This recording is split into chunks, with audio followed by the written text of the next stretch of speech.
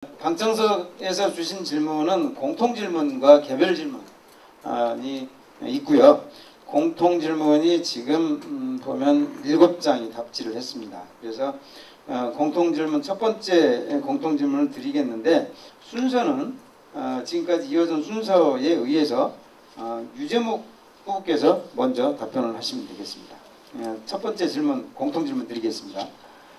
우리 옥천군은 30%도 안 되는 인구가 농업에 종사하지만 전통적으로 농업군이라는 타이틀을 가지고 있습니다. 허나 인근 보은이나 영동과 비교할 경우 농장은 많이 뒤처졌다고 평가되고 있습니다. 후보들께서 군의원에 당선되신다면 어떻게 농정을 살피고 견제하실지 답변을 부탁드리겠습니다. 예, 답변해 주십시오.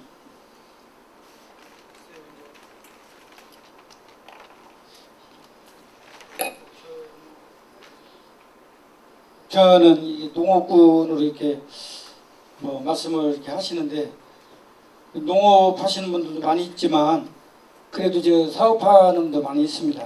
그래서 일단 농업 인구가 굉장히 많기 때문에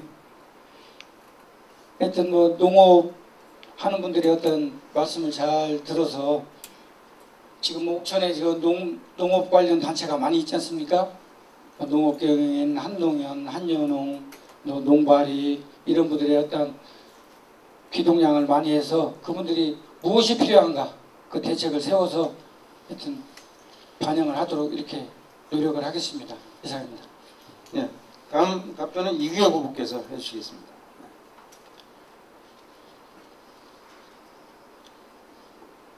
예, 참 이게 안타까운 이야기입니다.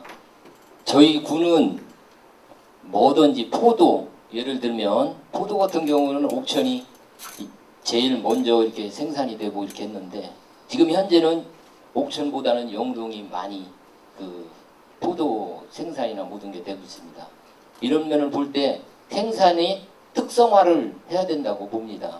그 특성화 없이는 그 질이 떨어지고 이렇게 하고 하면 요즘 소비자는 상당히 품질을 많이 따집니다. 품질을 따지기 위해서는 더욱더 노력하고 거기에 대한 모든 기술이나 이런 게 있어야 된다고 봅니다. 또한 판매 확보가 돼야 됩니다. 판매 확보가 안 되다 보니까 농사는 잘 졌는데 가격은 많이 못 받습니다. 제가 이렇게 농촌에 다니면서 보면 참 고생하고도 이 가격을 많이 못 받을 때 보면 참 안타깝다는 생각도 많이 듭니다. 그거하고 앞서 말씀드린 게 있지만 품질만 또 좋으면 판매로는 또 확보가 될 수 있는 방법도 없지 않아 있는 것 같습니다. 그리고 지금 옥천에서 많이 하는데 블루베리나 초코베리 이런 거를 활성화해 가지고 된다고 하면 생산성도 높고 이런 문제가 많이 해결되지 않나 생각됩니다.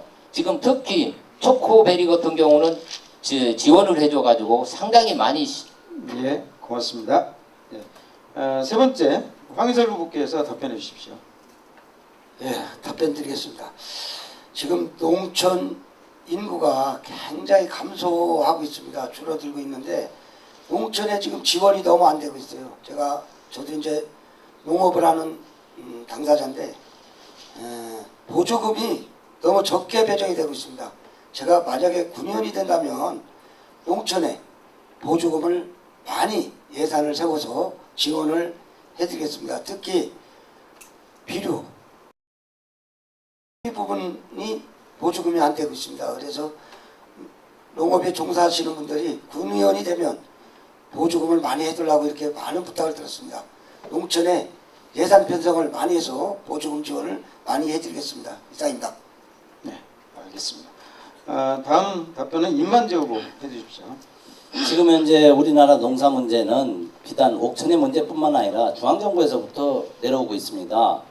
전체 농민 숫자가 7%도 안 되고 점점 줄어가고 있고, 중앙정부 중요 의사결정자들은 이 7%에 대한 대안보다는 부자들을 많이 키워야 거기서 떡국을 떨어져서 몫이 생긴다고 이렇게 생각하고 있어요. MB정부도 그렇고 박근혜 정부도 그렇습니다. 그러나 우리 옥천군 같은 경우 농민들이 어렵습니다. 어려운 것은 환경이 변했는데 농민들도 그 변화된 환경에 맞춰서 새로운 전환을 해야 되는데 전환 비용이 큽니다. 예컨대 임만재가 포도 농사지다 포도가 시세 없어서 바나나 농사로 바꿔야 되는데 바나나 농사 바꾸다가 하세월 가고 3, 4년 버틸 재력이 없어서 못하고 있습니다. 그리고 또 거기에 대한 공부를 못해서 못하고 있습니다. 바나나에 대해 지식이 없기 때문에 이런 부분에 대해서 자치단체가 공부돼야 되고 교육돼야 되고 그렇습니다. 그러려면은 농정과보다도 농업기술센터가 그런 부분에 대해서 더 열심히 해야 됩니다. 그래서 농민들로 하여금 그런 전환 비용을 줄여주고 고소득을 올릴 수 있는 그 어떤 정책 개발을 해줘야 되는데 그런 부분에 있어서 이후 시군에 비해서 우리 옥천군이 뒤처지는 이런 부분입니다. 따라서 자치단체에서 집행부 공무원들이 얼마나 열심히 일해야 되는지를 여실히 보여주는 장면이기도 합니다. 그래서 저는 군의회 가면은 농정 부분에 대해서 그런 부분을 어떤 관행농법보다는 새로운 부분에 대해서 농민들이 하지 못하는 부분을 집행부가 덜어주고자 노력하겠습니다. 예. 다음 답변은 김현태 후보. 예, 일반적인 말씀을 먼저 드리겠습니다. 그 농업 예산이 그 비효율적이고 방만한 부분을 좀 제거하고 농민들에게 그 필요한 예산을 확보하는 데 노력하겠다는 말씀을 드리고요. 앞에서도 말씀드렸지만 포도 같은 경우는 옥천에서 수십 년 동안 보은 영동보다 기득권을 가지고 있었는데 그 한칠레 FTA 체결되면서 폐농 정책으로 갑자기 전환을 했습니다.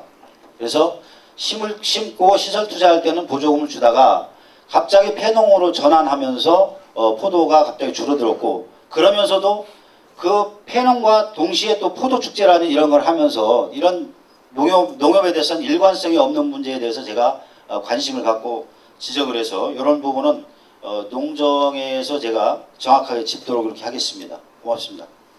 네, 다음 이근성 후보 답변해 주십시오.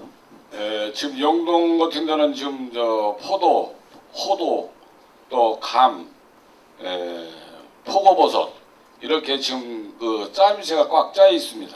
또 보호는 대추, 사과, 황토 사과, 한우 이런 것이 지금 농촌에 꽉 그 짜임새가 있어서 농민들이 삶의 그 질을 높이고 있습니다.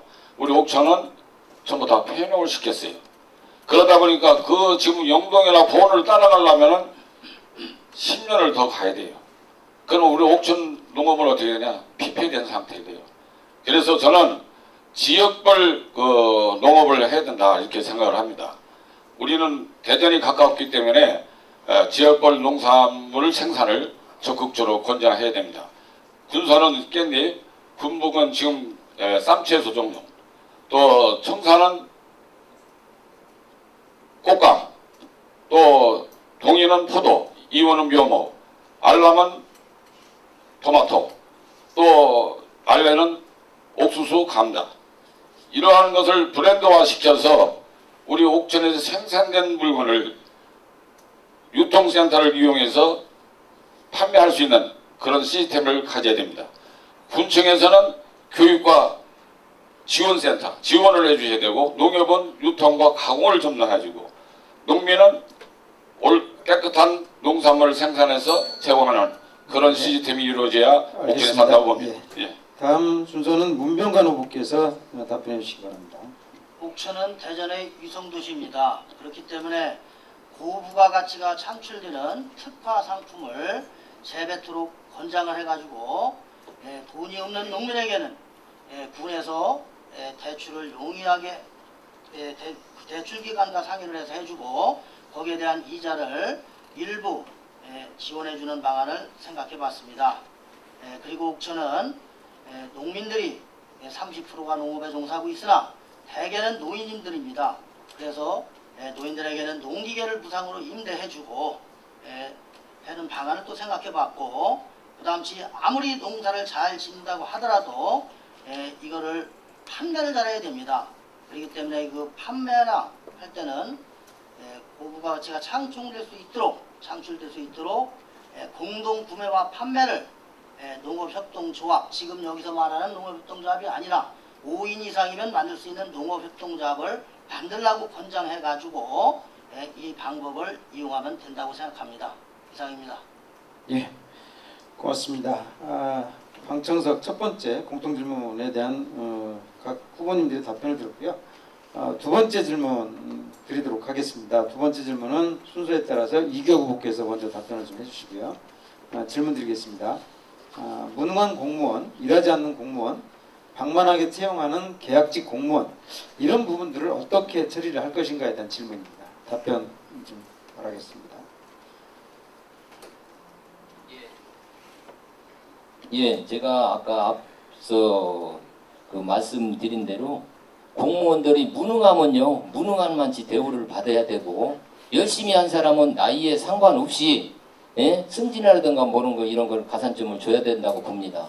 국민과 소통할 수 있는 공무원, 주민은 공무원을 믿고 이야기를 할 수 있는 거 이런 게 필요하다고 생각이 됩니다. 지금까지 보면 소통이 전혀 되지를 않고 일괄적으로 관행에 치우쳐가지고 업무를 보는 그런 경우도 많이 제가 접했습니다. 지근한 예로 제가 자동차 사업을 하고 있는데 자동차 등록을 하는데 옥천군에서는 등록이 안 되는 게 타 지역인 보은군에서는 등록이 돼요. 그래 제가 그거를 갖고 가서 공무원한테 물어봤어요. 왜 이게 안 되냐? 그러니까 답습입니다. 전에는 이렇게 해와서 안 된다고 합니다. 보훈에서 하는 말, 차를 설정하면 설정료가 지방세인데 왜 이런 걸 안 해줍니까? 그런 게 이야기를 들었습니다. 그거를 들었을 때 제가 무척 화가 났습니다. 소통이 꼭 돼야 된다고 봅니다. 이상입니다. 예. 다음 답변은 황희설 후보 해주십시오. 예, 답변 드리겠습니다. 공무원들 참 일 안 하죠. 공무원들 좀 너무 일을 안 합니다. 안 하지만 그 사람들 할 일이 있습니다. 그 공무원 소통하는 주민들과 일 잘하는 공무원이 되게 노력하겠습니다. 제가 질책을 해서라도 꼭 우리 주민들한테 잘하는 공무원을 만들겠습니다. 이상입니다. 네. 다음 답변 임만재 후보 해주십시오.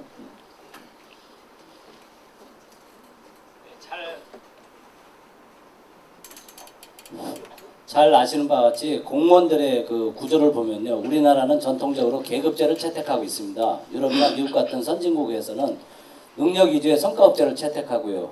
그러다 보니까 우리나라 공무원들은 세월만 되면 나이만 차면은 승진하고 그러는 그 보편화돼 있고, 그 외국 같은 경우에는 능력을 발휘해서 창의력 발휘해서 열심히 일하는 사람이 그 대우받는 그런 그 제도를 가지고 있습니다. 그리고 공무원들의 그 비리를 또 방지하기 위해서 2년 이상 그 한부직에 맡기지 않는, 그래서 올라운드 플레이를 만들지만은 전문가 아닌 엉성한 돌팔이를 만드는 이런 그 제도적 모순을 갖고 있습니다. 그래서 그 또 피라미드 구조가 상당히 그 고위층이 많고 하위직이 작은 이런 경우인데, 풀뿌리 자치 시대에는 하위직이 많고 고위층이 작아야 일하는 공무원이 많이 늘어납니다. 근데 우리는 고위층이 많고 하위층이 작아서 일할 사람은 없고 민원은 늘어나고 그런 구조에 있죠. 따라서 자치 시대에는 상위법 법률에 어긋나지 않는 범위 내에서 그 구조를 서서히 개편해 나가야 되고요. 그리고 이 하위직들의 그 창의력이나 어떤 인센티브나 유인기제 이런 걸 둬갖고 그 좋은 일을 이끌어낼 수 있는, 아이디어를 이끌어낼 수 있는 그 리더십이 필요한데, 그것은 그 자치단체, 그러니까 우리 고장 같은 경우 군수의 그 리더십이나 철학이 아주 그 핵심 고리 역할을 하고 있습니다. 그리고 의회도 침체된 그 집행부 내에 새로운 바람이나 어떤 사고를 투입할 수 있는 역할이 의회도 그중 하나입니다. 예, 고맙습니다. 다음 순서 김현태 후보 답변해 주십시오. 글쎄, 그 무능한 공무원이라는 그 평가를 객관적으로 한다는 게 참 쉽지는 않은 일입니다. 그렇지만은 그런 좀 능력이 좀 뒤지는 공무원들에 대해서는 어떤 기본적인 좀 기준을 좀 마련하고, 그 기준을 통해서 뭐 어떤 좀 테스트를 해가지고 거기에 계속 미달이 되는 공무원들은 좀 가장 좋은 방법은 뭐 교육을 통해서 좀 개선을 시키고 또 업무 능력을 향상시키는 이런 방법을 계속 좀 해야 되는 게 아닌가 싶고, 또 저는 그 공무원들을 그 개인 회사의 그 직원들 교육 프로그램을 좀 많이 이용을 해서 계속적인 그런 반복 교육을 시키면은 좀 업무 능력이나 이런 부분이 향상되지 않나 이렇게 생각을 합니다. 뭐 이상 그렇게 말씀드리겠습니다. 네. 다음 순서는 이근성 후보 답변해 주십시오. 공무원에는 인사 국가 평가제가 있어요. 공무원들이 직무 업무에 대해서 또 그 사람이 진행한 사항에 대해 모든 전반적인 것을 인사 국가 평가제를 책정해서 그 사람이 무능한가, 그 사람이 유능한가를 평가를 합니다. 직급이 낮다 해서 평가가 높은 사람에게 계속 그 자리를 놓을 수는 없지요. 그래서 군에는 인사 그 국가위원회를 인사위원회가 있어요. 그러한 군수의 권한이겠지만은 군 의원들이 그러한 불합리한 공무원에 대해서는 불이익하고 유능하고 그러한 공무원에게는 혜택이 갈 수 있는 그런 방안이 모색되어야 된다고 저는 생각합니다. 이상입니다. 예, 알겠습니다. 다음 답변은 문병관 후보 해주시기 바랍니다. 무능한 공무원, 일 못하는 공무원, 방만한 개혁직 공무원의 해결 방안은 진짜 이미 김현태 후보님께서 말씀드렸듯이 기준이 애매모호합니다. 이 기준이 조금 이르션차라도 상관에 대한 충성이 강하면 그걸 감쌉니다. 저는 그러한 것을 과감하게 인사권자인 군수에게 건의해가지고 이러한 제도를 없애도록 하겠습니다. 특히 일을 하기 싫은 공무원은 핑계를 냅니다. 그러나 일을 하고 싶은 공무원은 방법을 찾습니다. 그렇기 때문에 일 잘하는 공무원은 인허가 부서에 배치시키고 일을 못하는 공무원은 오지에 보내는 방안을 생각해 봤습니다. 그리고 능동적 적극적으로 일을 하다가 실수가 있는 공무원에게는 감형을 베풀고 일을 안 하려고 다른 생각하다가 일을 저지른 공무원에게는 거기에 맞게 여러 가지 방법을 동원해서 일을 처리하도록 하면 될 겁니다. 될 것 같습니다. 제가 원하는 것은 일을 하고자 하는 사람은 어떤 단서 조항을 찾아서라도 일을 합니다. 그러나 하고 싶지 않은 분은 핑계어 좁핑계대고 안 해주는 것입니다. 저는 제가 군의원이 되면은 이러한 것을 인사권자인 군수에게 건의해서 이걸 반드시 고쳐놓겠습니다. 이상입니다. 예, 알겠습니다. 다음 답변은 유재목 후보 해주시기 바랍니다. 예. 공무원의 그 성과에 대해서 기준과 잣대가 사실 불분명합니다. 하여튼 찾아서 일하는 공무원, 또 땀 흘리지 않는 공무원, 또 격려와 또 많은 또 성원이 뒷받침돼야 된다고 생각을 합니다. 하여튼 아까 저기 김현대 후보님께서 말씀하신 대로 인센티브라든가 또 어떤 구조와 전반적인 개선이 필요하다고 생각을 합니다. 하여튼 함께 고민하고 공무원들과 같이 호흡하는 그런 어떤 자리를 만들었으라도 전반적인 구조 개선이 있어야 된다고 저는 생각을 합니다. 하여튼 군에 입성을 하면 고민하겠습니다. 이상입니다. 네. 지금까지 방청석 두 번째 공통질문까지 들어봤고요.